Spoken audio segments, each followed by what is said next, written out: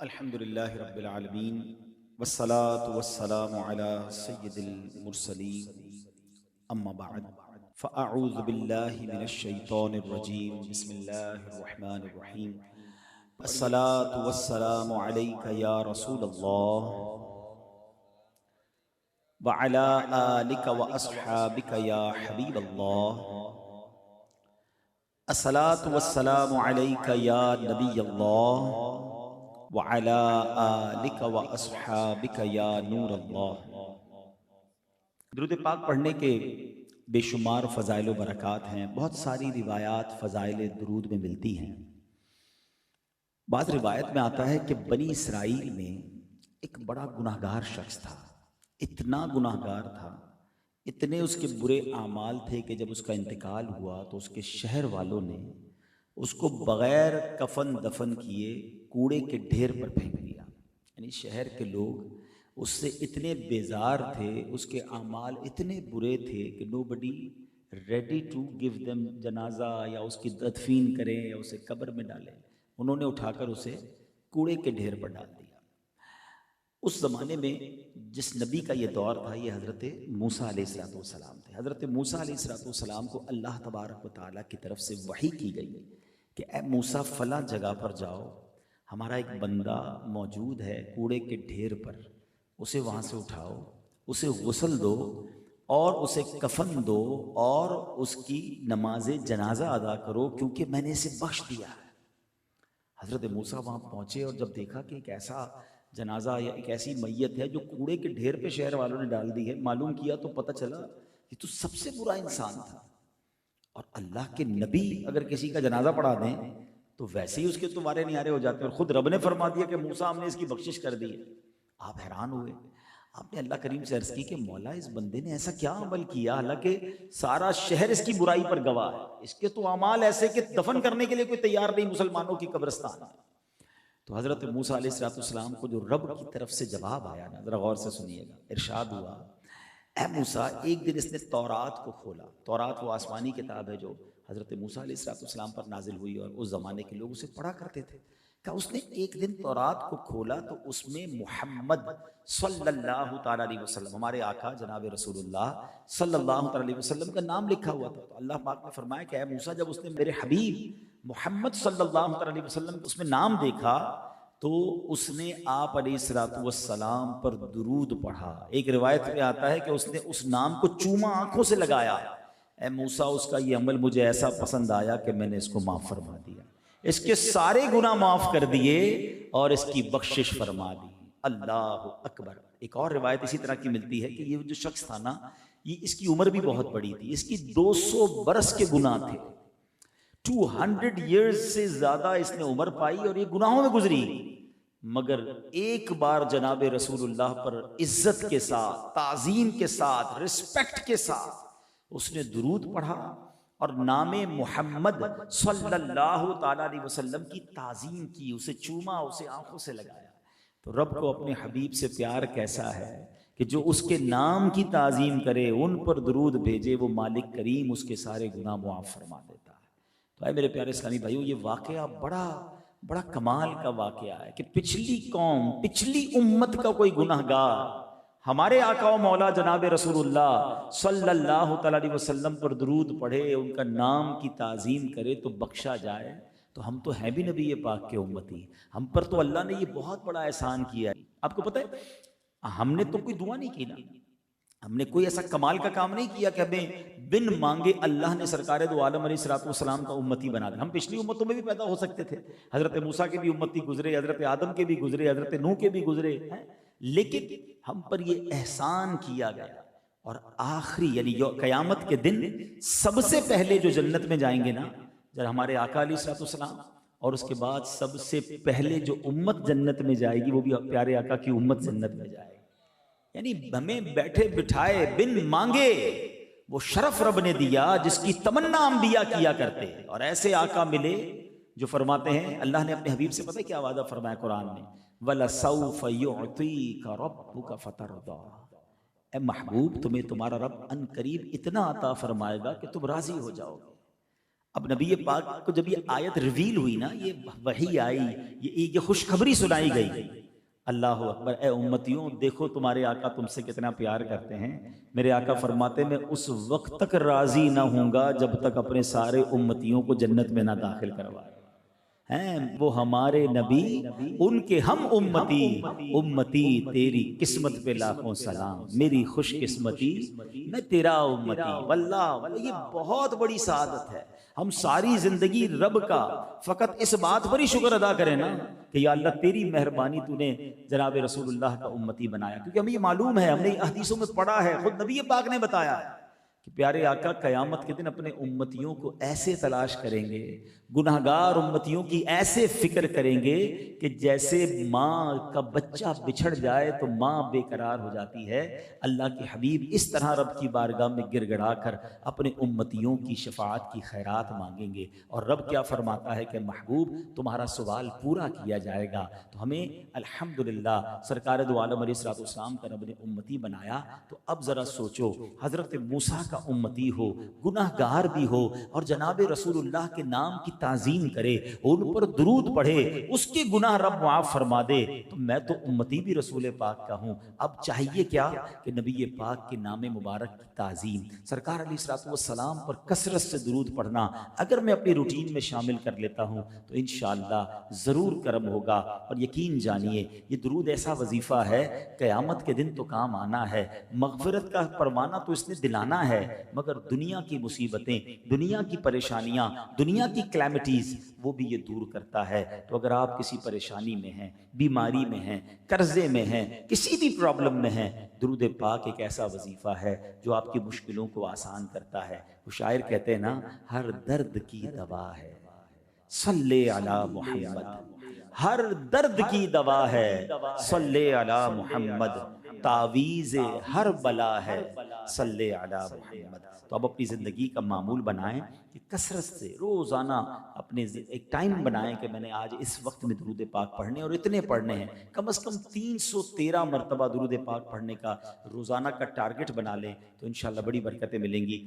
میں بھی نیت کرتا ہوں اور آپ بھی نیت کریں کہ انشاءاللہ روزانہ کثرت سے درود پاک پڑھیں گے۔ آئیے محبت کے ساتھ بآواز بلند درود پاک پڑھ لیں۔ صلو علی الحبیب صلی اللہ تعالی علی محمد صلی اللہ علیہ وسلم۔ میں نے اس جگہ پر کئی الحمدللہ بیانات کیے ہیں، تو ہم کیوں نہ ہم کچھ سیکھنا بھی شروع کر دیں، ہم کچھ ایسی باتیں بھی بیان میں کرنا شروع کریں جو ہماری زندگی میں مزید امپلیمنٹیشن لائیں۔ تو آج جو میں نے ٹاپک لیا ہے وہ بڑا ریلیونٹ ہے ہم سب کے ساتھ، اور ہم اس پر روزانہ ہی پریکٹس کر سکتے ہیں اور روزانہ ہی کروڑوں نیکیاں حاصل کر سکتے ہیں۔ وہ موضوع کیا ہے، میں ایک واقعہ آپ کو سناتا ہوں تاکہ آپ کو اس بات کا اندازہ ہو۔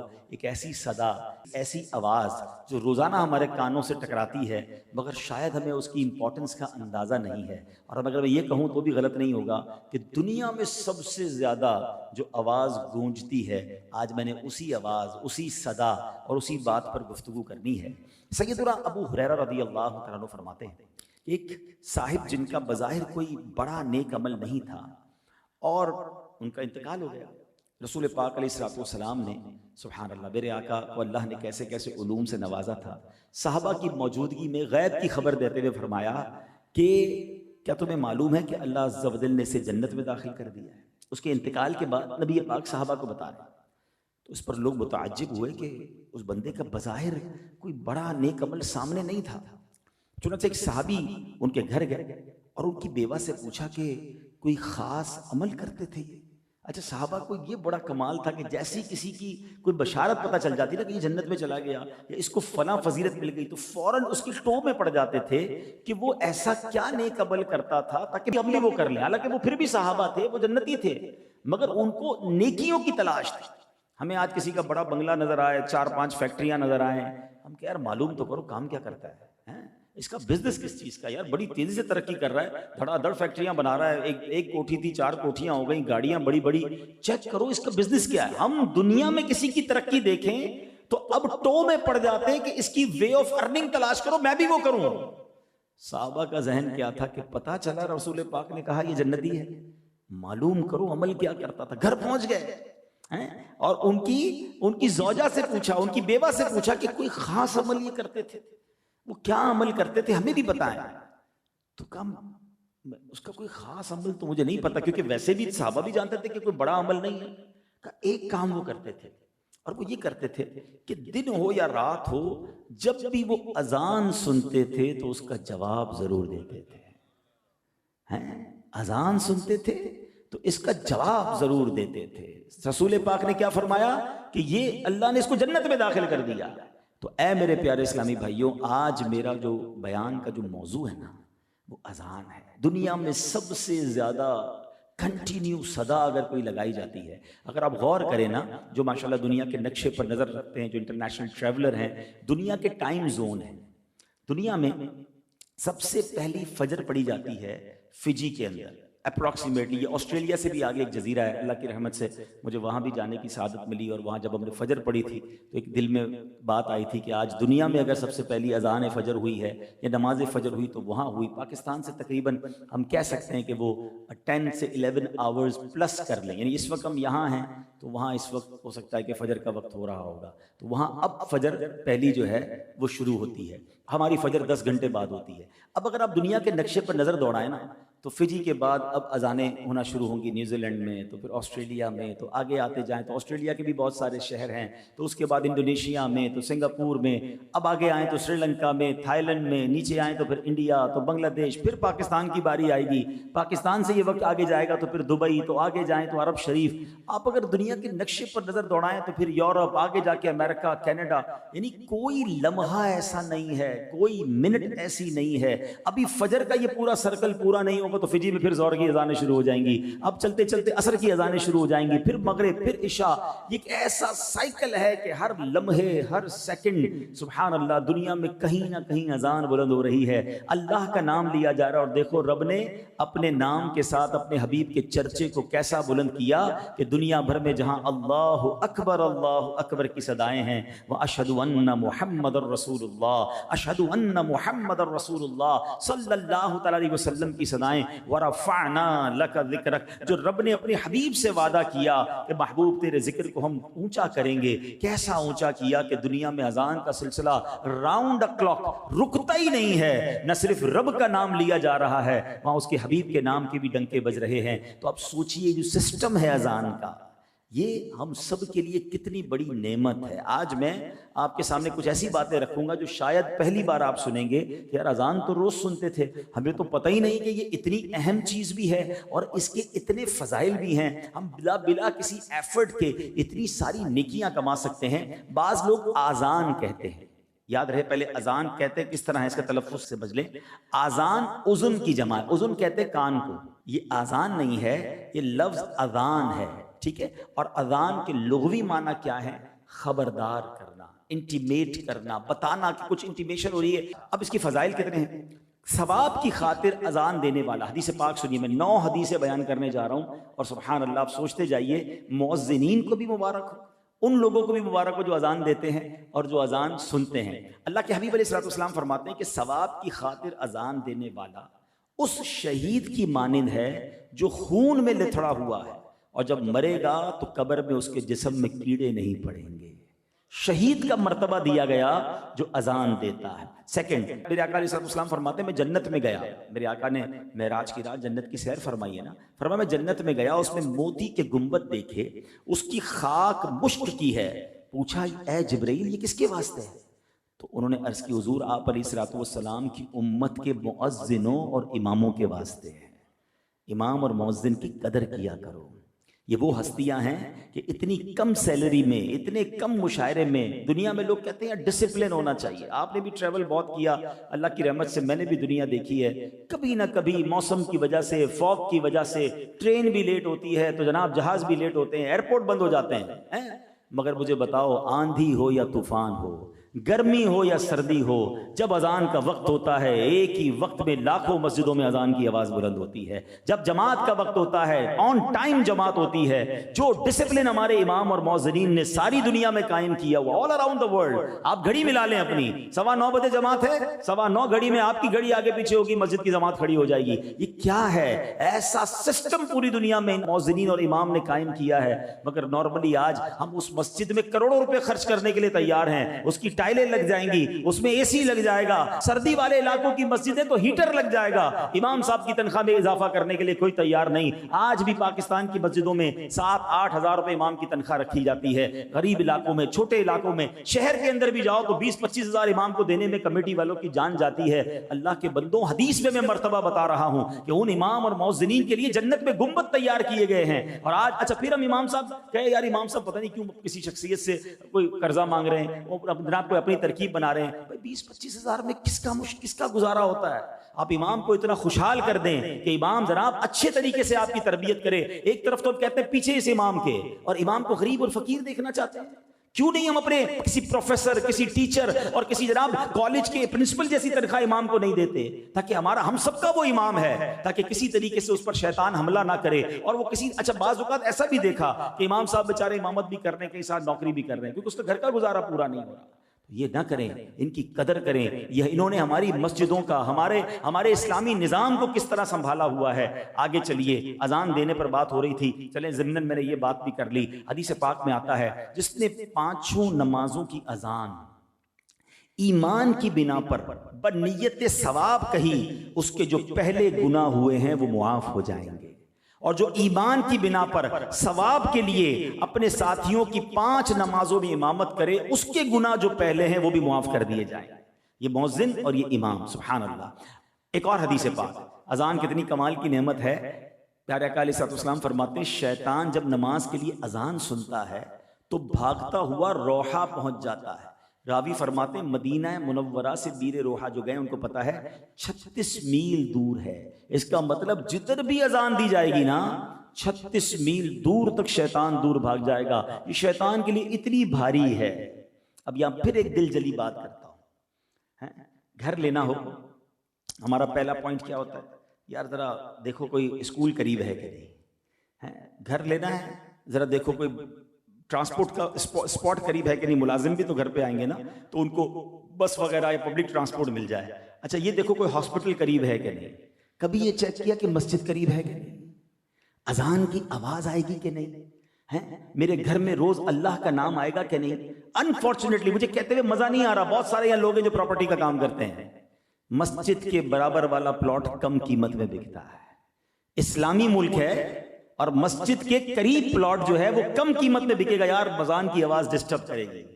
انا للہ و انا الیہ راجعون. میرے آقا فرماتے ہیں کہ اذان ہو تو 36 میل دور شیطان چلا جاتا ہے. تمہارے گھر میں روز اللہ رسول کا نام ہے. اچھا جس کا مسجد کے قریب گھر ہے, اب وہ جناب اپنی کھڑکیاں وہ دروازے ایسے بند کرے گا کہ اس کو اذان کی آواز نہ آئے. مسجد والوں سے لڑائی ہو رہی ہوتی ہے, یار ذرا مائک نہ کھولا کرو. دیکھیں میں دونوں طرف کی بات کروں گا. ان مسجد والوں کو میں سمجھاتا ہوں, ہمارے امیر اہل سنت بھی لائیو مدنی چینل پر سمجھاتے ہیں کہ مسجد کے مائک کا بے جا استعمال نہیں ہونا چاہیے. کسی مسلمان کو تکلیف نہیں دینی چاہیے. آپ کو مسجد میں بیان کرنا ہے, اتنا بیان کی آواز رکھے کہ جو مسجد میں ہے وہ سنیں, سارے محلے کو نہ سنائیں, کیونکہ کسی کو آرام کرنا ہے, کسی کی تکلیف ہو سکتی ہے, وہ ٹھیک ہے. لیکن مسجد سے پیار تو ہونا چاہیے, مسجد کا قرب پسند تو ہونا چاہیے. سبحان اللہ. میں آپ کو ایک اور بات بتاؤں کہ آپ کو پتہ ہے the best part on the earth in the court of Allah subhanahu wa ta'ala, میں حدیث پاک سنا رہا ہوں, اللہ تبارک و تعالیٰ کے نزدیک زمین پر سب سے بہترین جو زمین کا ٹکڑا ہے وہ کون سا ہے؟ پوری زمین پر, حدیث پر عرض کر رہا ہوں, اللہ کے نزدیک سب سے بہترین حصہ جو ہے وہ زمین پر مسجد ہے. اب جس کا گھر مسجد کے پاس ہے وہ بہترین one of the best spot on the world کے پاس ہے نا. عاشقان رسول کی مسجد ہو, درود پاک کی صدائیں آ رہی ہوں, یا رسول اللہ کی صدائیں آ رہی ہوں, اذان کی آوازیں آ رہی ہوں, اور امام صاحب کے پاس جائیں تو خطبے میں عشق رسول کی باتیں سننے کو مل رہی ہوں. دیکھیے کل ہماری نسلوں نے, اچھا آپ یہ بات طے کر لیں, مسجد دور ہوگی ہماری جماعت قضا ہوگی. جتنی مسجد قریب ہوگی لوگ ہمت کر کے نماز پڑھ لیتے ہیں. گھر کے بچوں کو بھی نمازی بنانا ہے نا, تو پہلے یہ ڈھونڈو کہ مسجد قریب ہے کہ نہیں, اذان کی آواز آئے گی کہ نہیں. میرے روشن دان سے ایسی بڑی پیاری بات کتابوں میں لکھی کہ ایک بندہ ہے جس نے گھر میں کھڑکی بنائی اس نیت سے کہ روشنی آئے گی, ہوا آئے گی, کوئی ثواب نہیں ملے گا. اگر یہ نیت کر لے کہ اس کھڑکی سے اذان کی آواز بھی آئے گی, تو روشنی ہوا پہلے ہی آنی تھی, لیکن اذان کی آواز کی نیت کر لے گا تو کھڑکی لگانے کا بھی ثواب ملے گا. انما الاعمال بالنیات ہے کہ اس کھڑکی سے اذان کی آواز آئے گی. تو سمجھو اس بات کو کہ اذان کی آواز جس گھر میں جاتی ہے انشاءاللہ جنات، شیطان، بلائیں، پرابلمز وہ دور ہو جانی ہے. تو اس کے اہتمام کیا کرو. ہاں میں ایسے بھی عاشقان رسول کو جانتا ہوں جن کا گھر مسجد سے دور ہے، بلکہ آپ میں سے کئی لوگ یورپ گئے ہیں، امریکہ گئے ہیں، یو کے گئے، میرا بھی ٹریول ہوا، میں نے وہ نیا نظام دیکھا، بڑا اچھا لگا. ایک طرف ہو سکتا ہے میرا یہ جب بیان یورپ میں کوئی سنے، امریکہ میں کوئی سنے تو کہ یار ہم نے تو کچھ اور کیا ہوا ہے، اور پاکستان والے گھر قریب نہیں لیتے مسجد کے. یورپ کے اندر اور یو کے اندر بھی میں نے دیکھا مسجد والوں نے ایک ٹرانسسٹر بنائے ہوئے ہیں، کیونکہ وہاں تو بڑی مائک پہ اذان ہو نہیں سکتی کئی جگہوں پر، تو مسجد کے نمازیوں نے وہ ٹرانسسٹر مسجد سے لیے، یعنی ریڈیو لیے، وہ ریڈیو اپنے گھر میں رکھے ہوئے ہیں، اور جب مسجد میں اذان ہوتی ہے تو اس ریڈیو کے ذریعے ان کے گھر میں اذان کی آواز آتی ہے. یعنی انہوں نے خرچ کر کے یہ نظام بنایا ہے کہ کم از کم دن میں 5 وقت میرے گھر میں اللہ رسول کے نام کی آواز آئے، اذان کی آواز آئے. اور ایسے بھی لوگ ہیں کہ جن کو اذان کی آواز سے پرابلم ہے. یار ہم فجر میں ہماری آنکھ کھل جاتی ہے، بھائی فجر کی اذان دی اس کے لیے جاتی ہے کہ تمہاری آنکھ کھلے اور تم نیند سے اٹھو، حی علی الفلاح، حی علی الصلاح، چلو نماز کی طرف، اور نماز پڑھی جائے. بہرحال میرے پیارے اسلامی بھائیوں، اب ایک اور بات سنیے. اذان کا جو وقت ہے نا، جو دعاؤں کی قبولیت کے خاص اوقات لکھے ہیں، حدیث پاک میں ہے جب اذان دینے والا اذان دیتا ہے آسمان کے دروازے کھول دیے جاتے ہیں اور دعا قبول ہوتی ہے. یعنی مزے کی بات پتہ کیا ہے، جب اذان ہو نا تو ہم تو چوکس ہو جائیں کہ بھائی ابھی پہلے تو اذان کا جواب دینا ہے، اور جیسی اذان ختم ہوگی اب میں نے ہاتھ اٹھا کر، کیونکہ آسمان کے دروازے کھل گئے ہیں، دینے والے رب نے رحمتیں کھول دی ہیں، اب میرا وقت آ گیا ہے مانگنے کا. تو ہمیں تو اور پریپیئر، اذان پر تو خوش ہونا چاہیے کہ اب میرے مانگنے کا وقت آ گیا ہے. ایک اور حدیث سنو، اللہ کے حبیب علیہ الصلوۃ والسلام فرماتے ہیں مؤذن کی آواز جہاں تک پہنچتی ہے اس کے لیے مغفرت کر دی جاتی ہے، اور ہر تر و خشک جس نے اس کی آواز سنی اس کے لیے استغفار کرتی ہے. سبحان اللہ. ایک اور جگہ نبی پاک فرماتے ہیں جب بستی میں اذان دی جائے اللہ عز و جل اپنے عذاب سے اس دن اسے امن دیتا ہے. یعنی بستی میں، محلے میں، علاقے میں امن رہتا ہے، برکت رہتی ہے جہاں اذانیں ہوتی ہیں. ایک اور جگہ نبی پاک علیہ الصلوۃ والسلام فرماتے ہیں جب آدم علیہ الصلوۃ والسلام جنت سے ہندوستان میں اترے، حضرت آدم علیہ الصلوۃ والسلام جب جنت سے اتارے گئے تو یہ سری لنکا کے قریب علاقہ تھا، اور یہ پورا ہندوستان ہند کہلاتا تھا. اس علاقے میں آپ جنت سے نیچے آئے تھے زمین پر، آقا فرماتے ہیں تو انہیں گھبراہٹ ہوئی تو جبریل علیہ الصلوۃ والسلام نے اتر کر اذان دی. یعنی گھبراہٹ کا علاج ہے اذان میں، سکون ہے اذان میں. اور آخری حدیث، سبحان اللہ، بہت سارے یہاں ٹینشن میں، غمگین، اچھا ابھی نہیں ہے تو کبھی نہ کبھی ہمارے ساتھ یہ کیفیت لائف میں آ ہی جاتی ہے کہ ہم بڑی تکلیف میں آ جاتے ہیں، غم میں آ جاتے ہیں، پرابلم میں آ جاتے ہیں.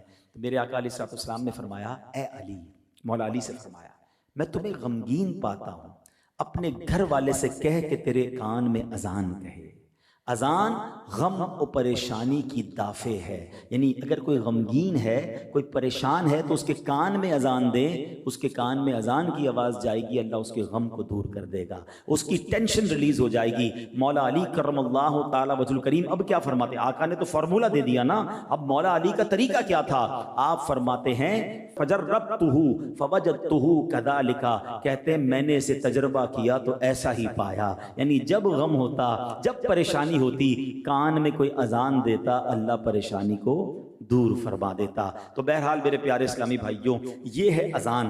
اب آئیے، ایک تو اذان دینے والوں کی فضیلت ہو گئی، ہم تو مؤذن نہیں ہیں اور ہم میں سے بہت کم لوگ ہیں کہ جن کو اذان دینے کی سعادت ملتی ہے. لیکن دیکھو کتنا پیارا مذہب ہے، کتنی پیاری ہمارے مذہب کی تعلیمات ہیں کہ اذان سننے والوں کے لیے بھی کتنی نیکیاں کمانے کا موقع ہے. مدینے کے تاجدار صلی اللہ علیہ وسلم نے ایک بار عورتوں سے فرمایا، مدینے کی عورتوں سے، اے عورتوں، بلال کو اذان و اقامت دیتے ہوئے سنو تو جس طرح وہ کہتا ہے تم بھی کہو، اللہ عز و جل تمہارے لیے ہر کلمے کے بدلے 1,00,000 نیکیاں لکھے گا، اور 1,000 درجات بلند فرمائے گا، اور 1,000 گناہ مٹائے گا.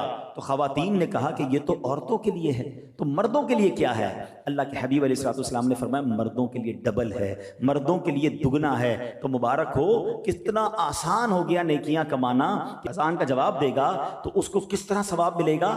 اللہ اکبر، اللہ اکبر، یہ 2 کلمے ہیں جو اس کو ریپیٹ کرے گا. جب مؤذن صاحب اذان کی دیتے ہیں، آپ نے بھی کہا اللہ اکبر، اللہ اکبر، تو یہ 2 کلمے ہو گئے. اب پوری اذان میں 15 کلمے ہیں.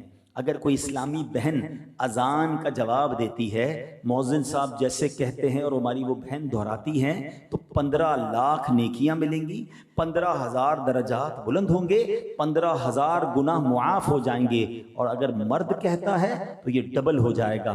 فجر کی اذان میں 2 جملے زیادہ ہیں، الصلاۃ خیر من النوم، تو کتنے کلمے ہو گئے؟ 17 کلمے ہو گئے۔ سبحان اللہ۔ اب اضافہ کیا، اس کو پورا ملٹیپلائی کیا کہ یہ تو ہو گیا اذان کا جواب۔ اقامت کا جواب دیں تو بھی اسی طرح ثواب ملتا ہے۔ تو اگر کوئی شخص 5 اذانوں کا جواب دے اور 5 اقامتوں کا جواب دے دے دن کے اندر مرد، تو فرمایا اسے روزانہ 3,24,00,000 نیکیاں ملیں گی، 3,24,000 درجات بلند ہوں گے، 3,24,000 گناہ معاف کر دیے جائیں گے۔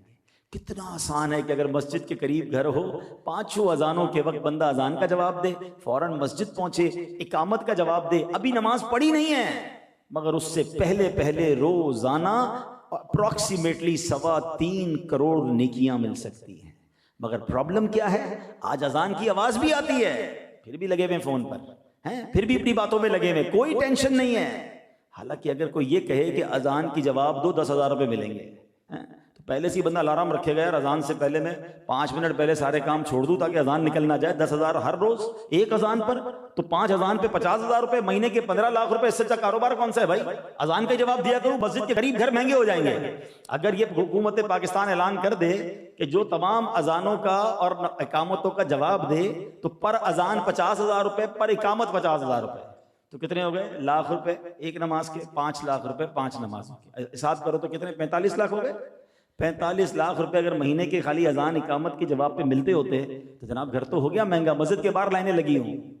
دنیا کا یہ حال ہے۔ دنیا کا اگر یہ معاملہ ہو، میں تو ہمارے آقا علیہ الصلوۃ والسلام کی حدیث سنا رہا ہوں نا کہ 3.25 کروڑ نیکیاں روزانہ مل سکتی ہیں اگر ہم اذان کا جواب دیں، ہم اقامت کا جواب دیں اور اس کو اہمیت دیں، اس وقت گفتگو چھوڑ دیں، اس وقت کام کاج چھوڑ دیں، تھوڑی دیر کی تو بات ہے، 2-4 منٹ کا بریک لیں، فون پہ یار ذرا میں جواب دیتا ہوں، اذان ہو رہی ہے، رکھ دیں فون اور اس اذان کا جواب دے دیں، پھر فون اٹھا لیں، کیا ہوگا؟ انشاءاللہ آپ کا یہ کرنے سے سامنے والے کو بھی سمجھ آئے گی کہ یار اذان کا جواب دینا چاہیے۔ تو اذان کا جواب، ہاں یہ ضرور ہے کہ اگر شہر میں ایک ساتھ کئی اذانیں ہوئیں تو کسی بھی ایک اذان، پہلی اذان کا آپ جواب دے دیں، باقی پھر اذانوں کا جواب دینا ضروری، دینا چاہیں تو دوسروں کا بھی دیں، ثواب کمائیں، لیکن ایٹ لیسٹ پہلی اذان جو ہے اس کا جواب ہمیں ضرور دینا چاہیے۔ تو اے میرے پیارے اسلامی بھائیوں، اچھا اب ایک بڑی مسٹری، ایک بڑی بات پھیلائی جاتی ہے، کوسچن بھی بہت کیے جاتے ہیں کہ کیا نبی پاک علیہ الصلوۃ والسلام نے کبھی اذان دی؟ تو آج اس کا بھی جواب سن لیجئے۔ فتاوی رضویہ شریف میں ہے، سرکار دو عالم علیہ الصلوۃ والسلام نے سفر میں ایک بار اذان دی تھی اور کلمات شہادت کیسے کہے تھے، کیونکہ ہم تو کیا کہتے ہیں؟ اشہد ان محمد الرسول اللہ۔ تو اللہ کے حبیب علیہ الصلوۃ والسلام نے فرمایا اشہد انی رسول اللہ، میں گواہی دیتا ہوں کہ میں اللہ کا رسول ہوں۔ تو نبی پاک علیہ الصلوۃ والسلام نے بھی سبحان اللہ اذان دی ہے۔ اب میں نے جو کہا تھا بیان کے شروع میں کہ بیان تو ماشاءاللہ کئی کر لیے میں نے اور انشاءاللہ زندگی رہی تو آئندہ بھی کروں گا، مگر آج ہم کچھ سیکھ کر جائیں۔ آج میں چاہتا ہوں کہ ہم سارے اذان کا طریقہ سیکھ لیتے ہیں۔ کچھ جملے ایسے ہیں جو ایز اٹ از ریپیٹ کرنے ہیں اور کچھ جملوں کے بعد کچھ اضافہ بھی ہے۔ تو پہلا کلمات کیا ہیں؟ اللہ اکبر، اللہ اکبر۔ تو اس کے جواب میں ہم کیا کہیں گے؟ اللہ اکبر، اللہ اکبر کہیں گے، ٹھیک ہے۔ اچھا پھر اس کے بعد آگے چلیں گے، جب مؤذن کہے گا اشہد ان لا الہ الا اللہ، تو آپ بھی اشہد ان لا الہ الا اللہ کہیں گے، ٹھیک ہے۔ جب مؤذن کہے گا اشہد ان محمد الرسول اللہ، تو اب آپ نے کیا کہنا ہے؟ پہلی باری میں صلی اللہ علیہ یا رسول اللہ، کیا کہیں گے؟ صلی اللہ علیہ یا رسول اللہ۔ اب یہ بھی کر سکتے ہیں کہ اشہد ان محمد الرسول اللہ کہیں، پھر کہیں صلی اللہ علیہ یا رسول اللہ۔ پھر مؤذن کہے گا اشہد ان محمد الرسول اللہ، تو آپ کہیں گے قرۃ عینی بک یا رسول اللہ۔ اب اس کا معنی سمجھ لو گے نا، اتنا مزہ آئے گا، اتنی خوشی ہوگی کہ کیا سبحان اللہ، پیار کی بات ہے۔ اس کا معنی ہے کہ یا رسول اللہ آپ سے میری آنکھوں کی ٹھنڈک ہے۔ عین کہتے ہیں آنکھوں کو، قرۃ عینی بک یا رسول اللہ۔ اور ہر بار انگوٹھوں کے ناخن آنکھوں سے لگائے اور اگر آخر میں کہے اللہم متعنی بالسمع والبصر، یہ دعا سرما لگانے کی بھی ہے۔ اگر یہ یاد ہے، یعنی یہ نہیں بھی یاد ہے تو ہو جائے گا، لیکن یہ ایک اضافہ ہے کہ اگر بندہ یہ دعا کر لے کہ اے اللہ میرے سننے اور دیکھنے کی قوت سے مجھے نفع عطا فرما، علماء کہتے ہیں جو یہ کرے گا انشاءاللہ اس کی آنکھوں کی بینائی تیز ہو جائے گی، اس کی آنکھوں میں اور طاقت اور قوت آ جائے گی۔ اب مؤذن کہیں گے حی علی الصلاۃ، اچھا حی علی الصلاۃ، حی علی الصلاۃ، حی علی الفلاح، حی علی الفلاح، ان چاروں کے جواب میں آپ نے کہنا ہے لا حول ولا قوت الا باللہ، ٹھیک ہے؟ اور اگر مزید ملانا چاہتے ہیں ما شاء اللہ کان وما لم یشأ لم یکن، معنی کیا ہے؟ جو اللہ نے چاہا ہوا، جو نہیں چاہا نہ ہوا۔ لیکن اگر یہ یاد نہیں بھی ہے تو کوئی بات نہیں، لا حول ولا قوت الا باللہ، ان چاروں جملوں کے جواب میں حی علی الصلاۃ، حی علی الصلاۃ، حی علی الفلاح، حی علی الفلاح، ٹھیک ہے؟ اچھا اب آخر میں پھر امام کیا کہتے ہیں؟ اللہ اکبر اللہ اکبر، آپ کیا کہیں گے؟ ریپیٹ کریں گے اللہ اکبر اللہ اکبر، لا الہ الا اللہ، آپ کیا کہیں گے؟ لا الہ الا اللہ۔ یہ اذان کا، نارمل اذان کا جواب ماشاءاللہ آپ نے سیکھ لیا۔ اب دو جملے اور ہیں، الصلاۃ خیر من النوم، یہ کب کہا جاتا ہے؟ فجر کی اذان۔ اس کا معنی بڑا پیارا ہے، نماز نیند سے بہتر ہے۔ آئے ہائے، اذان بار بار سکھا رہی ہے فجر سے تھوڑی دیر پہلے نیند آتی ہے زیادہ، بندہ جاگ رہا اور فجر کے لیے جاگ رہا ہے، نہیں جاگ رہا تو فجر سے پہلے سو جائے گا، نہیں، الصلاۃ خیر من النوم، نماز نیند سے بہتر ہے۔ اس کا تھوڑا سا یاد کرنا پڑے گا، اس کا جو جواب بڑا پیارا ہے، صدقت و بررت و بالحق نطقت۔ اچھا پہلے اس کا معنی سمجھ لیں تو پھر یاد ہو جائے گا۔ تو سچا اور نیکوکار ہے، تو نے حق کہا، یعنی جو مؤذن کہہ رہا ہے نا، آپ اس کو کہہ رہے ہیں کہ تو سچ کہہ رہا ہے، تو نیکوکار ہے اور تو نے حق کہا ہے۔ سبحان اللہ، انڈوز کیا جا رہا ہے اس کو کہ واقعی نماز نیند سے بہتر ہے۔ تو کیا کہیں گے؟ صدقت و بررت و بالحق نطقت، صدقت و بررت و بالحق نطقت۔ میں آپ کو آسان کر دیتا ہوں، ویسے تو یہ کتاب کا نام بھی بتا دوں گا، اس کتاب کا نام فیضان اذان، نام ہی فیضان اذان ہے جس سے میں بیان کر رہا ہوں۔ dawatIslami.net سے اس کو ڈاؤن لوڈ کر لیں، آپ کے موبائل پر آ جائے گی فری میں، اور آپ اس کو ساری اذان کے فضائل بھی جو میں بیان کر رہا ہوں سب اس میں موجود ہے، اور یہ جواب بھی موجود ہے۔ میں پھر چوٹ کرنے کے لیے کیا یہ اسکیم اناؤنس ہو جائے کہ ایک اذان کے جواب پر اتنے لاکھ روپے ملیں گے، ایک اقامت کے اتنے لاکھ ملیں گے، تو کتنی فکر ہو جائے گی۔ میں تو کروڑوں نیکیاں بتا رہا ہوں، پیسے تو یہاں ختم ہو سکتے ہیں، چھن سکتے ہیں، کوئی لوٹ سکتا ہے، نقصان ہو سکتا ہے، نیکیاں تو ڈپازٹ ہو گئی نا، وہ تو ملنی ہے انشاءاللہ اللہ کی رحمت سے، اگر نیت اچھی ہوئی، اللہ کی رضا کی نیت ہوئی تو آج یہ فارمولہ لے کر جائیں۔ یعنی مجھے مزہ یہ آئے کہ اب کل سے گھروں میں جواب دیا جا رہا ہو، آفس پہ رک جائے آدمی کہ نہیں یار کل بیان سنا تھا، رک جاؤ بھائی اذان کا جواب دینا ہے، مجھے نیکیاں کمانی ہے، تو مزے کو مزہ آ جائے گا۔ اچھا میں آپ کو اور آسان کر دیتا ہوں، 3-4 جگہوں پر ایکسٹرا جملے ہیں، باقی تو ٹوٹل اذان ہی ہے نا، جو مؤذن صاحب کہہ رہے ہیں وہی ریپیٹ کرنا ہے۔ اگر آپ کو وہ جملے فی الحال یاد نہیں ہیں تو جو مؤذن کہہ رہے ہیں آپ دہراتے جائیں، ٹھیک ہے؟ اور آہستہ آہستہ جو میں نے کہا کہ اس کا کلپ نکال لیجئے گا تو اور یاد ہو جائے گا۔ 3-4 جگہوں پر ہی چینجنگ ہے، حی علی الصلاۃ، حی علی الصلاۃ، حی علی الفلاح، حی علی الفلاح کا تو آسان جواب ہے، سب کو یاد ہے، لا حول ولا قوت الا باللہ، ٹھیک ہے نا؟ تو الصلاۃ خیر من النوم کا جواب 3 بار ریپیٹ کر لیتے ہیں، جس کو یاد ہو گیا یاد ہو گیا۔ تو الصلاۃ خیر من النوم کا جواب کیا ہے؟ صدقت و بررت و بالحق نطقت، صدقت و بررت و بالحق نطقت، صدقت و بررت و بالحق نطقت۔ تو یہ انشاءاللہ آپ یاد کر لیں، مؤذن کو دعا بھی دے رہے ہیں اور اس کی بات کو انڈوز کر رہے ہیں، تو ماشاءاللہ یہ آپ کا الصلاۃ خیر من النوم کا بھی جواب ہو گیا۔ اب ایک اور اقامت کا ایک جملہ ہے جو نارمل اذان سے ہٹ کر ہے، وہ کیا ہے؟ قد قامت الصلاۃ، ٹھیک ہے؟ اس کا جواب بھی تو دینا ہے نا۔ جب قد قامت الصلاۃ کا مؤذن صاحب کہیں گے، باقی تو نارمل اقامت کا وہی جواب ہے جو اذان کا جواب ہے، تو اس کا جواب دیں گے اقامہ اللہ و ادامہا ما دامت السماوات والارض۔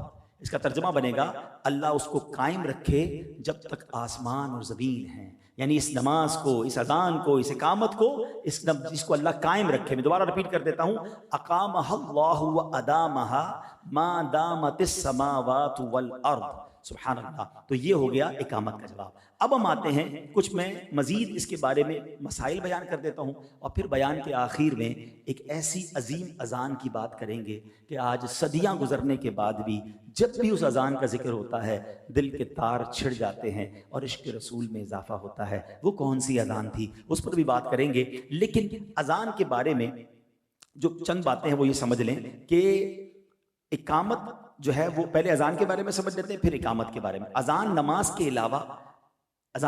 کے علاوہ دیگر اذانوں کا بھی جواب دیا جائے گا. مثلا اگر کوئی بچہ پیدا ہوتے وقت کسی کے کان میں اذان دیتا ہے تو اس کا بھی جواب دے لیں. اعلیٰ حضرت فرماتے ہیں تو جب بچہ پیدا ہو, اب یہ بڑا پرابلم ہے, جیسے ہی بچہ پیدا ہوگا نا ساری فیملی کو ٹینشن شروع ہو جائے گی اور اذان کے لیے کسی کو بلاؤ. کیوں کسی کو بلاؤ بھائی, آپ کو اذان دینا نہیں آتی؟ اور ایسی کون سی راکٹ سائنس ہے؟ ہاں یہ الگ بات ہے, برکت کے لیے کسی نیک آدمی کو بلانا وہ الگ بات ہے, لیکن جب تک کوئی بندہ نہیں ملا اذان ہی نہیں دے رہے, ٹھیک ہے نا. تو اذان اور اقامت دینی کیسے یہ سمجھ لیں کہ فوراً سیدھے کان میں اذان دے بچے کے اور الٹے کان میں اقامت کہیں, اور تاکہ کیا فرمایا کہ جب یہ کہے گا تو خلل شیطان اور ام الصبیان سے بچہ بچ جائے گا. سبحان اللہ. اس کو مرگی کی جو بیماری ہوتی ہے نا, بچہ اس سے محفوظ ہو جائے گا اگر اس کے سیدھے کان میں اذان اور بائیں کان میں اس کی اقامت پڑھی جائے. اچھا, اب جو مقتدی ہیں اور خطبے کی اذان جو ہوتی ہے اس کا جواب نہیں دینا ہے, یہ یاد رکھیے گا. ایک ایسی اذان بھی ہے جس کا جواب نہیں دینا, خطبے سے پہلے اذان ہوتی ہے اس کا جواب نہیں دینا ہے, بلکہ اگر اس میں دعا بھی کرنی ہے تو دل میں کرنی ہے, زبان سے بھی دعا نہیں کہنی, ٹھیک ہے. اچھا, اب اسی طرح ہم چلتے ہیں اقامت. اقامت جو ہے مسجد میں امام کے عین پیچھے کھڑے ہو کر کہنا بہتر ہے. اگر عین پیچھے موقع نہ ملے تو سیدھی طرف کھڑا ہو کے اقامت دے دے. اچھا, اقامت کا جواب دینا مستحب ہے. اقامت کے جو کلمات ہیں وہ جلد جلد کہنے چاہیے, اور جتنے لوگ بیٹھے ہیں وہ جب حی علی الفلاح کہا جائے تب وہ کھڑے ہوا کریں نماز کے لیے. کچھ لوگ کھڑے ہو کے اقامت کا انتظار کرتے ہیں, نہیں, بیٹھ جائیں اور اس کے بعد جب حی علی الفلاح ہو تو اس پہ کھڑا ہونا چاہیے. اذان کب کب دی جا سکتی ہے یہ بھی ذرا سن لیں. بچے کے کان میں, غمگین کے کان میں. ابھی آپ نے مولا علی کی روایت سنی کہ جب کوئی شخص غمگین ہو, پریشان ہو, اس کے کان میں اذان دے, انشاءاللہ اس کا غم دور ہو جائے گا. مرگی والا, جب اس کو مرگی کا دورہ پڑے نا, اس کے کان میں اذان دے, انشاءاللہ اس کو افاقہ ہو جائے گا. غضبناک اور بد مزاج آدمی کے کان میں. اچھا, بد مزاج جانور کے کان میں, اگر کوئی جانور نہیں ہاتھ میں نہیں آتا, بہت بگڑ جاتا ہے, اس کے کان میں اذان دے. لڑائی کی شدت کے وقت, جب اللہ نہ کرے جنگ کا معاملہ ہو اس وقت.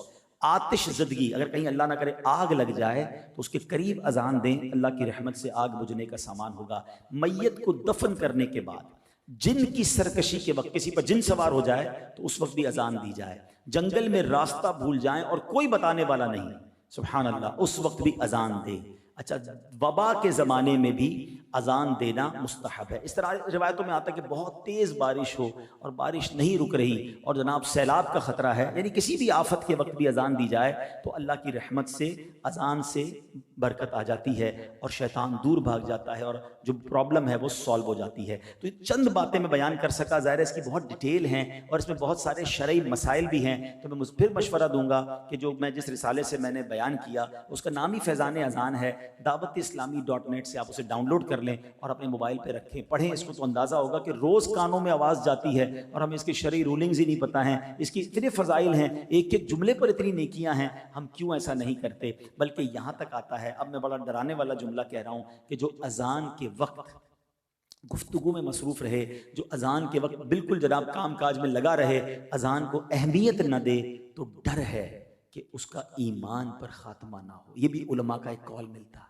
تو ہمیں اذان کے وقت کانشیس ہو جانا ہے, ادب کریں, اذان کا احترام کریں, تاکہ انشاءاللہ اس کی برکتیں ملیں. تو بہرحال میرے پیارے اسلامی بھائیوں, جب بھی اذان کی بات ہوتی ہے تو مؤذن رسول, عاشق نبی صلی اللہ علیہ وسلم حضرت بلال حبشی کا ذکر ضرور ہوتا ہے. اور وہ ایسی اذان دیا کرتے تھے کہ جس کی مثال دنیا میں کہیں نہیں ملتی. مگر ہوا یہ کہ جب نبی پاک علیہ الصلوۃ والسلام نے دنیا سے پردہ فرمایا, یہ صحابہ کے لیے ایک سمجھ لیں قیامت کا منظر تھا. وہ ریئلائز ہی نہیں کر سکتے تھے کہ نبی پاک کے بغیر بھی کوئی زندگی ہے. عشق رسول کا عالم یہ تھا کہ دیوانے ہو گئے تھے. صحابہ کرام کو سمجھ نہیں پڑ رہی تھی کہ یہ ہوا کیا ہمارے ساتھ. پیارے آقا علیہ الصلوۃ والسلام نے جب دنیا سے پردہ فرما لیا تو اب حضرت بلال حبشی بھی انہی میں سے تھے. وہ جب بھی مدینے کی گلیوں میں نکلتے, قدم قدم پر پیارے آقا کی یاد ستاتی تھی. تو حضرت بلال نے مدینہ چھوڑا اور ملک شام میں آ کر رہنے لگے. کچھ عرصے کے بعد حضرت بلال حبشی رضی اللہ عنہ کو نبی پاک کی خواب میں زیارت ہوئی. اور آقا علیہ الصلوۃ والسلام نے حضرت بلال سے فرمایا اے بلال یہ کیا جفا ہے کہ ابھی وہ وقت نہ آیا کہ تم میری زیارت کے لیے حاضری دو؟ اللہ اکبر، ایسا عاشق جو یاد رسول میں تڑپتا ہو، نبی پاک نے زیارت کے لیے بلایا، روتے ہوئے بالکل دیوانہ وار شام سے مدینہ منورہ کے لیے روانہ ہو گئے، جس کو کہتے ہیں نا بے رکے کنٹینیو ٹریول کیا کہ آقا نے بلایا۔ اب جیسے ہی مدینہ پاک پہنچے، وہ تو اسی تصور میں تھے کہ وہی مدینہ ہوگا، وہی نہیں نبی پاک کے جلوے ہوں گے، وہی میری ملاقاتیں ہوں گی۔ جب وہاں پہنچے تو دیکھا پیارے آقا تو نہیں ہے، قبر منور ہے، روضہ رسول ہے۔ روتے روتے نبی پاک کے قدموں میں حاضر ہوئے، کہا حضور آپ نے غلام کو بلایا، خود پردے میں چلے گئے ہیں، مجھے تو آپ نے دیدار کے لیے بلایا تھا۔ آنکھوں سے آنسو جاری ہیں حضرت بلال کے۔ اب حضرت بلال کا مدینے میں پہنچنا تھا کہ شور مچ گیا کہ مؤذن رسول حضرت بلال مدینے میں آئے ہیں، ہر طرف سے لوگ جمع ہو گئے۔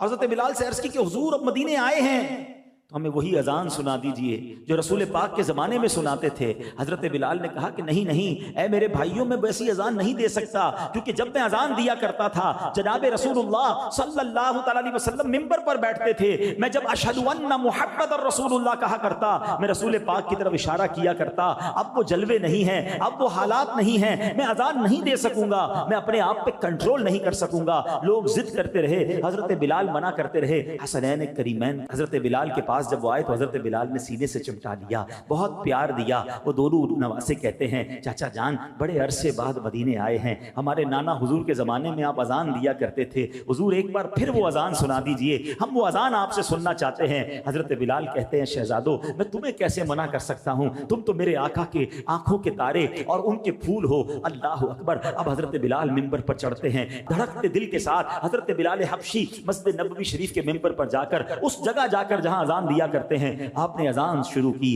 اللہ اکبر اللہ اکبر۔ مدینے کی گلیوں میں جب یہ آواز جاتی ہے ایک کوہرام سمجھ جاتا ہے، لوگ گھروں سے نکل آتے ہیں کہ حضرت بلال کی اذان کی آواز کیسے آ گئی، آگے اذان بڑھ رہی ہے، اللہ اکبر اللہ اکبر۔ اب لوگ دیوانہ وار مسجد نبوی شریف کی طرف دوڑنے لگے، انہیں نبی پاک کے دور کا وہ منظر یاد آ گیا، ارے یہ تو وہی صدا ہے جو آقا کے دور میں لگائی جاتی تھی، حضرت بلال مدینے آئے ہیں۔ لوگ دوڑتے ہوئے مسجد نبوی شریف کی طرف چلنے لگے، اشہد ان لا الہ الا اللہ۔ اب عورتیں بھی اپنی چھتوں پہ چڑھ گئیں کہ آج تو رسول پاک کے زمانے کی یاد تازہ ہو رہی ہے، ہر آنکھ اشک بار ہے، یاد رسول میں تڑپ رہی ہے۔ حضرت بلال آگے بڑھتے ہیں، اشہد ان لا الہ الا اللہ۔ اب چھوٹے چھوٹے بچے ماؤں سے کہتے ہیں امی جان چاچا حضرت بلال تو آ گئے، مؤذن رسول تو آ گئے، ان کی اذان کی آواز ہمیں سنائی دے رہی ہے، رسول اللہ کب تشریف لائیں گے؟ امی بڑا عرصہ ہو گیا رسول پاک کا دیدار نہیں ہوا، ہر آنکھ اشک بار ہے، ہر دل بے قرار ہے، یاد رسول میں لوگ رو رہے ہیں۔ اور اب وہ وقت آیا جب عاشق صادق حضرت بلال حبشی نے حسب معمول اذان آگے بڑھائی کہ اشہد ان محمد رسول اللہ، اور بے ساختہ عادت کے مطابق اپنا ہاتھ اٹھایا منبر رسول کی طرف کہ جہاں نبی پاک جلوہ فرما ہوتے تھے، مگر ہائے افسوس آج وہاں آقا نہیں تھے، وہ منبر خالی تھا۔ حضرت بلال حبشی کے دل پر گویا تیر لگا، ایسا دل پر غم طاری ہوا کہ آپ اذان کو جاری نہ رکھ سکے اور آپ دھڑام سے زمین پر گرے اور آپ بے ہوش ہو گئے۔ پورے مدینے میں ایک سما بن گیا، کوہرام مچ گیا، اس قدر گریا وزاری ہوئی کہ کتابوں میں لکھا ہے کہ رسول پاک کے دنیا سے پردہ فرماتے وقت جتنا لوگ آنسو بہائے تھے، اس کے بعد پہلی بار اتنے آنسو حضرت بلال حبشی کی اس اذان کے وقت لوگوں نے بہائے۔ سب کو نبی پاک کی یاد نے ستایا، حضرت بلال حبشی اپنی اذان پوری نہ کر سکے، اور جب ہوش آیا، جب واپس اپنے حواس میں آئے تو روتے روتے ملک شام کو روانہ ہو گئے۔ تو اے میرے پیارے اسلامی بھائی، یہ پیار تھا، یہ محبت تھی صحابہ کرام کو نبی پاک سے، مدینے والوں کو نبی پاک سے۔ یقیناً ہمیں بھی محبت ہے، مگر محبت کا تقاضا تو یہ ہے نا کہ جس سے محبت ہو اس کی بات مانی جائے۔ ایسا کبھی نہیں ہوتا کہ آپ کسی سے محبت بھی کریں، آپ کہیں مجھے بڑا پیار ہے اپنے والد صاحب سے، بڑی محبت ہے اپنے بھائی سے، بہت پیار کرتا ہوں اپنے فلاں دوست سے، مگر اس کی بات نہ مانیں۔ محبت اور اطاعت یہ دونوں کمپلسری ہے۔ جس سے محبت ہونا اس کی ہر بات بندہ مانتا ہے، یار پیار ہے اس سے کیا کروں، مانتا ہوں، دنیا کا دستور ہے نا۔ تو جب رسول پاک سے محبت کا دعویٰ ہے تو یہ کیسی محبت ہے کہ ان کی بات نہیں ماننی ہے، ان کے فرامین پر عمل نہیں کرنا ہے، ان کے آرڈرز کو فالو نہیں کرنا ہے، جو ان کو پسند ہے مجھے تو وہ کرنا چاہیے نا، اور جو ان کو ناپسند ہے اس سے دور رہنا چاہیے۔ کہ میں جس سے پیار کرتا ہوں اس کو یہ پسند نہیں ہے، آج لوگ جس سے پیار کرتے ہیں جیسے بال بناتے ہیں۔ تو اب اندازہ ہوا کہ اتنی فالوئنگ، اتنے پاگل ہیں بال بنانے ویسے جیسے اس کے بال ہیں، کپڑے پہننے جیسے اس کے کپڑے، جس سے محبت ہے تم پورے اس جیسے بنتے ہو۔ میں تو اس سے محبت کرنے کا کہہ رہا ہوں جس سے رب بھی محبت فرماتا ہے۔ جس سے محبت نہ کرو تو ایمان کمپلیٹ نہیں ہوتا۔ میں کچھ نوجوانوں کے ساتھ کچھ عرصہ پہلے بیٹھا تھا، میں نے کہا ایک بات بتاؤ، کس سے پیار کرتے ہو، کس کو فالو کرتے ہو؟ مثال دیتا ہوں، انہوں نے کہا کہ جناب فلاں فٹ بالر یا کرکٹر یا فلاں اداکار۔ میں نے کہا کبھی ملاقات ہوئی؟ کہتے نہیں۔ وہ تمہیں جانتا ہے؟ کہتے نہیں۔ ہمیں کیسے جانے گا، بہت بڑا آدمی۔ کبھی تمہارا خیال رکھا، تمہاری فکر کی؟ وہ ہماری فکر کیسے کرے گا، وہ تو بہت بڑا آدمی، ہم تو بس دیوانے ہیں اس کے، بس ویسے ہی فالو کر رہے ہیں۔ تصویریں رکھی ہوئی ہیں، بیڈ روم سجایا ہوا ہے، کپڑے ویسے پہنے ہیں۔ اس کو فالو کر رہے ہو، تمہیں جانتا نہیں۔ اس کو فالو کر رہے ہو جس کو تمہارا خیال نہیں، اس کو فالو کر رہے ہو جو تمہیں کبھی فائدہ نہیں پہنچا سکتا۔ میں تو اس سے محبت کرنے کی بات کر رہا ہوں کہ میں اور آپ پیدا نہیں ہوئے تھے، 1400 سال پہلے جب ان کی ولادت ہوئی تو سجدے میں جا کر امت کا نام لیا تھا، تمہیں یاد کیا تھا۔ پڑھتے ہو نا صلاۃ السلام میں شعر، رب حبلی امتی کہتے ہوئے پیدا ہوئے، حق نے فرمایا کہ بخشا الصلاۃ والسلام۔ ارے پیدا ہوئے تو ہمیں یاد کیا، میں اور آپ تو پیدا بھی نہیں ہوئے تھے۔ میرے آقا راتوں کو جاگ جاگ کر آنسو بہا کر ہم گناہگاروں کو یاد کرتے رہے۔ معراج کی رات رب کی بارگاہ میں گئے، ادھر ہمیں نہ بھولا۔ اور سنو، جب قبر انور میں آقا کو اتارا جا رہا تھا نا، تو کسی صحابی نے دیکھا لب ہل رہے ہیں، لبہائے مبارکہ کو جنبش ہو رہی ہے۔ صحابی نے کان قریب کیے تو آقا کی مبارک زبان پر اس وقت بھی امتی امتی جاری تھا۔ سیدی اعلیٰ حضرت کہتے ہیں نا، جو نہ بھولا ہم غریبوں کو رضا۔ آقا نہیں بھولے ہمیں کبھی، جو نہ بھولا ہم غریبوں کو رضا، یاد اس کی اپنی عادت کیجئے۔ تو میرے آقا تو ہمیشہ ہمیں یاد رکھے ہوئے ہیں، ہم کیسی محبت کر رہے ہیں کہ وہ تو نہ بھولیں۔ اچھا اب بتاؤ کس سے پیار کرنا چاہیے؟ کہ جو ہمیں یاد رکھتا ہے، ہمارے لیے دعائیں کرتا ہے۔ ان لوگوں سے پیار کریں جو جانتے بھی نہیں ہمیں ہیں۔ اور ایک اور حدیث سنا دیتا ہوں، روایت ذرا غور سے سن لو کہ احادیث میں، روایتوں میں مضمون ملتا ہے کہ بندے کا حشر ان کے ساتھ ہوگا جن سے وہ دنیا میں محبت کرتے ہیں۔ کیا آپ یہ افورڈ کر سکتے ہیں کہ ہم میں سے کسی کا حشر کسی اداکار، کسی گلوکار، کسی غیر مسلم کے ساتھ ہو؟ ارے ہم تو چاہتے ہیں ہمارا حشر حضور کے ساتھ ہو، حضور کی آل کے ساتھ ہو، صحابہ اور اہل بیت کے ساتھ ہو، اولیاء کے ساتھ ہو۔ تو محبت ان سے کرو جن کے ساتھ اٹھنا چاہتے ہو قیامت کے دن۔ ایسا نہ ہو کہ کسی ایسے شخص کی محبت میں گرفتار ہو جاؤ کہ قیامت کے دن مارے جائیں۔ تو بہرحال میرے پیارے اسلامی بھائیوں، حضرت بلال حبشی کا واقعہ مجھے اور آپ کو یہ درس دیتا ہے کہ دل و جان سے نبی پاک سے محبت کریں۔ اور محبت صرف نعرہ لگانے کا نام نہیں، پریکٹیکلی محبت ہونی چاہیے۔ میرا لباس بتائے، میرا چہرہ بتائے، میری عادتیں بتائیں، میرا کردار بتائے کہ میں کس کا امتی ہوں، میں کس سے محبت کرتا ہوں۔ 5 وقت کی نمازیں بتائیں کہ میں آقا کا امتی ہوں، کیونکہ نبی پاک نے فرمایا نا، جو علت قرۃ عینی فی الصلاۃ۔ قرۃ عینی ابھی تھوڑی دیر پہلے سیکھا تھا نا، کیا معنی ہے اس کا؟ آنکھوں کی ٹھنڈک۔ اب دیکھو اچھا ہو گیا نا یاد کرنے کا فائدہ، اب دوسری باتیں بھی سمجھ آنے لگ رہی ہیں آپ۔ ہم نے کیا کہا؟ قرۃ عینی بک یا رسول اللہ، یا رسول اللہ آپ سے میری آنکھوں کی ٹھنڈک ہے۔ اب نبی پاک کی آنکھوں کی ٹھنڈک کیا ہے؟ نبی پاک فرما رہے ہیں جو علت قرۃ عینی فی الصلاۃ، آقا فرماتے ہیں نماز میں میری آنکھوں کی ٹھنڈک رکھی گئی ہے۔ ہائے ہائے، نبی پاک کی آنکھوں کی ٹھنڈک نماز، پھر میری نماز کیسے قضا ہو سکتی ہے؟ میں نماز کا ایسے پابند ہو جاؤں کہ میرے آقا کی آنکھیں میرے لیے ٹھنڈی ہو جائیں کہ میرا امتی نماز کا پابند ہے، نمازیں قضا ہو رہی ہیں اور میں عاشق رسول ہوں۔ اپنے آپ سے پوچھیں نا، یہ صرف زبانی دعویٰ ہے نا، پریکٹیکلی عاشق رسول بنے، پھر دیکھیں کیسے ایمان کی برکتیں حاصل ہوتی ہیں۔ تو بہرحال آج کے اس مختصر سے بیان میں میں نے ایک ایسے ٹاپک کو چوز کیا کہ جو ہم روز عمل کر سکتے ہیں، کروڑوں نیکیاں کما سکتے ہیں۔ تو ہمیں اذان سننی بھی ہے، اذان کو ریپیٹ بھی کرنا ہے، اقامت سننی ہے اور اقامت کو ریپیٹ کرنا ہے جب جب موقع ملے۔ ہاں، مؤذن صاحب کی اجازت کے بغیر نہیں کہ جناب میں بڑا آدمی میں اذان دوں گا، نہیں، جب کبھی موقع مل جائے، کوئی نہ ہو، آپ کے تلفظ ٹھیک ہیں تو اذان دے کر بھی برکتیں لے لیا کریں۔ مؤذن صاحب کی اجازت ہو، بعض کمیٹی کے لوگ زبردستی کرتے ہیں، نہیں، جس نے اذان دی ہے حق اس کا اقامت دینے کا، یا تو وہ دے، اگر وہ اجازت دے دے تو آپ میں سے بھی کوئی اقامت دے سکتا ہے۔ تو میں امید کرتا ہوں کہ انشاءاللہ اس کو عمل کرنا شروع کر دیں گے تو آج کے اس بیان کے بعد اگر ہم کل سے ہی پریکٹیکل شروع کر دیں گے تو آپ کو بڑی دل میں خوشی داخل ہوگی کہ ہم روز اس میں نیکیاں کمانا شروع ہو گیا ہوں۔ الحمدللہ ایسی پیاری باتیں دعوت اسلامی کے پیارے ماحول میں سیکھی اور سکھائی جاتی ہیں۔ مدنی چینل دیکھتے رہیے، انشاءاللہ ایسے بیان مزید سننے کو ملتے رہیں گے، اور اس کے ساتھ ساتھ ہو سکے تو مدنی قافلوں میں سفر کریں۔ آمین بجاہ النبی الامین صلی اللہ تعالی علیہ وسلم۔ صلو علی الحبیب صلی اللہ تعالی علی محمد صلی اللہ علیہ وسلم۔